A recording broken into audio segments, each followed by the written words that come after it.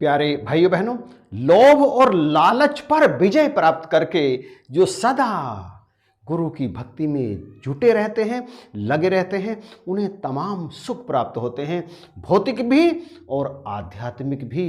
परंतु जो लोभ और लालच के वशीभूत होकर गुरु से विमुख हो जाते हैं, आपने तमाम ऐसे गुरसिखों को देखा होगा जो पहले तो बहुत सत्संग में आते थे, परंतु अब उन्होंने सत्संग में आना छोड़ दिया है। दूसरे गुरसिख उनके घर पर जाकर भी प्रार्थना करते हैं सत्संग में चलने की, परंतु वे कोई ना कोई बहाना करके सत्संग में आने से इनकार कर देते हैं और फिर वो जुटे रहते हैं मोह और माया के वशीभूत होकर इस दुनियावी दौलत को प्राप्त करने के लिए। परंतु गुरु से विमुख होने वाले व्यक्ति को ना माया मिलती है ना राम, परंतु हर हाल में दाता का जो शुक्र मनाते हैं, उनके घर खुशियों की होती बरसाते हैं। सतगुरु की कृपा तो उन्हीं पर बरसती है जो इनके भक्त होते हैं, जो हर परिस्थिति में इनसे लगाव रखते हैं, जुड़े रहते हैं। कैसी भी हो परिस्थिति, रहे एक सी मनोस्थिति। वास्तविक भक्त को लोभ और लालच किसी भी परिस्थिति में डिगा नहीं सकता। उसके लिए सबसे पहले अगर कोई होता है तो वो उसका गुरु होता है और होती है गुरु की भक्ति। कोई सोने की भी बरसात कर दे, कोई चांदी की भी बरसात कर दे, कोई हीरे भी दिखा दे, तब भी वो इस परमात्मा से विमुख नहीं होता। गुरु नानक देव जी महाराज को कम उम्र में ही वैराग्य की प्राप्ति हो गई थी। वो परमात्मा के भजन में लगे रहते थे और उस समय गुरु गोरखनाथ ने जब इनकी प्रसिद्धि सुनी तो नानक मता पहुंच गए। वहां पर इनकी परीक्षा लेने के लिए गुरु गोरखनाथ ने इनसे कहा, लो कमंडल और नीचे नदी बह रही है, वहां से जल लेकर के आओ। नानक देव जी महाराज पहुंचे, देखा नदी में हीरे जवाहरात मोती भरे पड़े हैं और वो खाली कमंडल लेकर के आए। गोरखनाथ ने पूछा, क्या देखा? नदी में से पानी नहीं लाए? कहने लगे, पानी तो था ही नहीं। गोरखनाथ ने पूछा, फिर क्या था? कहने लगे, कंकड़ पत्थर भरे पड़े थे।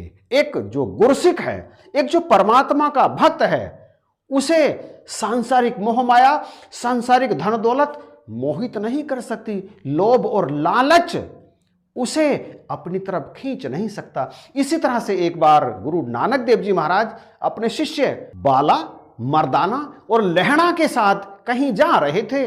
उनके पीछे और बहुत बड़ी संख्या में श्रद्धालुओं की भीड़ भी चल रही थी। जंगल से गुजरे, अचानक गुरु नानक देव जी महाराज को कुछ माया करने की सूझी और वहां अचानक गुरु नानक देव जी महाराज ने अपना दायां हाथ घुमाया और हाथ घुमाते ही वहां तांबे के सिक्कों की बरसात होने लगी। नानक देव जी महाराज तो आगे चलते रहे और जो पीछे भीड़ चल रही थी उनमें से कई ने सोचा कि पता नहीं गुरुदेव कहाँ जा रहे हैं, हमें तो जानकारी नहीं है कि आखिर इनके जाने का उद्देश्य क्या है। इनके पीछे जाने की अपेक्षा क्यों ना हम इन सिक्कों को समेट लें, और वे सिक्कों को समेटने लगे।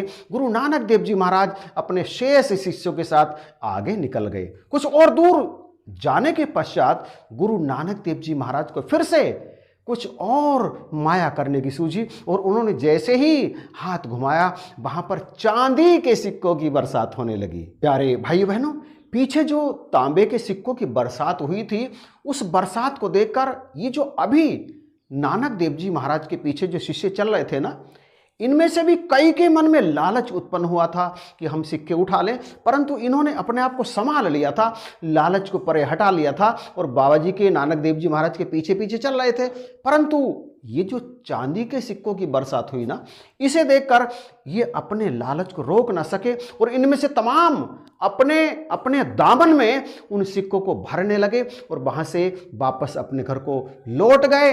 अब नानक देव जी महाराज के पीछे सिर्फ 3 शिष्य रह गए थे, बाला, मर्दाना और लहणा। नानक देव जी महाराज चले जा रहे थे अपने इन 3 शिष्यों के साथ और आगे चलकर फिर से गुरुदेव के मन में इच्छा उत्पन्न हुई कुछ माया करने की। और फिर देखते क्या है, जैसे ही उन्होंने हाथ हिलाया, पूरा रास्ता सोने की मोहरों से भर गया। चांदी और तांबे के सिक्कों को भी अपने ऊपर हावी ना होने देने वाले भक्त गुरसिख यहां डोल गए। लालच जीत गया, लोभ जीत गया। वो बाला, वो मर्दाना गुरु जी की पीठ को देखते रहे। कभी उनकी नज़र गुरु जी की पीठ पर होती और कभी सिक्कों पर। आंखों में लालच भर गया। गुरु जी आगे बढ़ गए और इन दोनों ने सिक्कों को समेटना आरंभ कर दिया, मोहरों को समेटना आरंभ कर दिया, सोने की। और फिर अपने दामन को इन्होंने सिक्कों से भर लिया।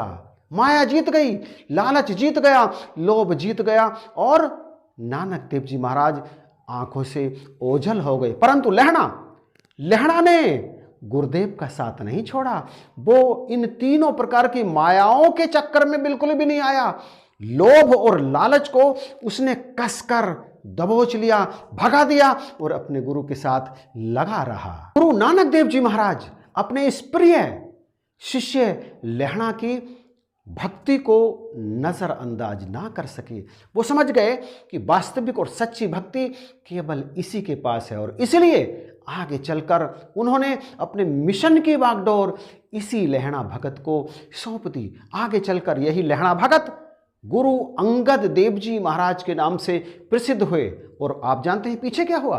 वो भक्त जिन्होंने तांबे के सिक्के, जिन्होंने चांदी के सिक्के, जिन्होंने सोने के सिक्के इकट्ठे किए थे, उनके साथ क्या हुआ?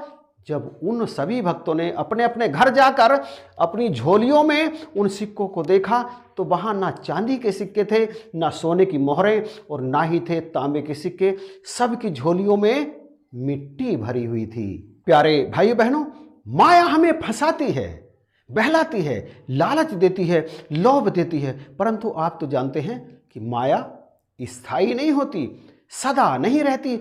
सदा तो केवल गुरु का प्यार रहता है, सदा तो केवल ये निरंकार रहता है। इसलिए क्योंकि जीवन क्षण भंगुर है, क्योंकि जीवन सदा नहीं रहता। अमर केवल रूह है, अमर केवल निरंकार है, अमर केवल गुरु है। इसलिए जो गुरु का साथ अपने जीवन में सदा रखते हैं, जो गुरु की बात को अपने जीवन में सदा धारण करते हैं, उनके जीवन में भौतिक सुख भी आते हैं और आध्यात्मिक सुख भी आते हैं। तो बख्शिश करो, कृपा करो, हम सदा ही इनके शिष्य बनकर, इनकी आज्ञा को मानकर इस संसार में निर्लेप भाव से अपने जीवन को जीते चले जाएं। यदि हम ऐसा करेंगे तो तीनों दैहिक, दैविक और भौतिक तीनों प्रकार के सुख ये निश्चित ही हमारी झोली में डाल देंगे।